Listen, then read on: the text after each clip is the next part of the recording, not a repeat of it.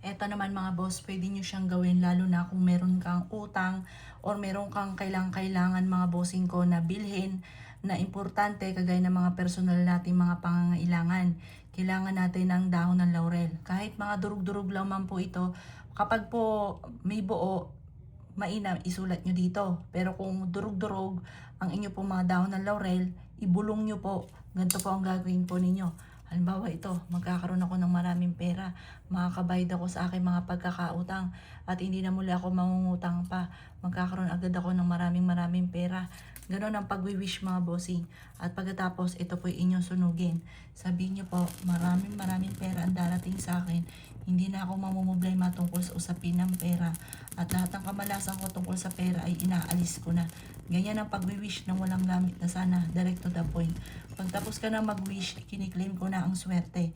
At pagkatapos niyan, hayaan nyo lamang po mga bossing ko na ang amoy ng inyong pong dahon ng laurel ay kumalat sa loob ng inyong tahanan.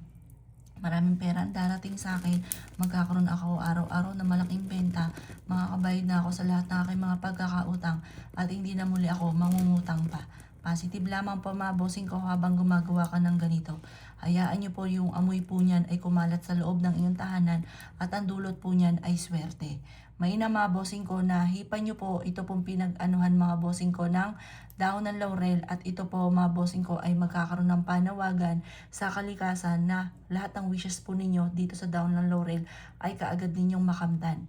Ito pa mga bossing ko, hihipan nyo po sa harapan ng bahay po ninyo at ang dulot nito ay swerte. May na mga bossing ko, bago ka magsindi ng kandila, ikaw muna ay mag-uukol ng panalangin. I-wish nyo na lahat ng nais po ninyo sa kandila, lalo't berde. Ang berde, yan po ay for money at for long life ang dulot. Kaya kung ikaw po ay lagi may sakit, yan pong berde ang kailangan po ninyo. Kapag lagi ka walang pera, yung berdeng kandila ang kailangan po ninyo. May na mga bossing ko, bago mo sisindihan ng kandila, mag-uukol ka ng panalangin sa kandila mga boss. Mas mainam mga bossing ko, kapag ikaw yung nagsisindi ng ganito mula sa puso, naniniwala ka na makakamit nyo kung ano man ang inyong mga minimiti sa buhay. Positive lang, kiniklaim ko na ang swerte.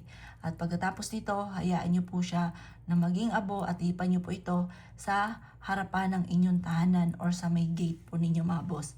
At hayaan nyo siya na mapawid ng hangin para mabilis matupad kung ano man ang inyong mga ninanais or kung anong winish sa dahon ng laurel. O paano mga bossing? Good luck po sa inyo po lahat.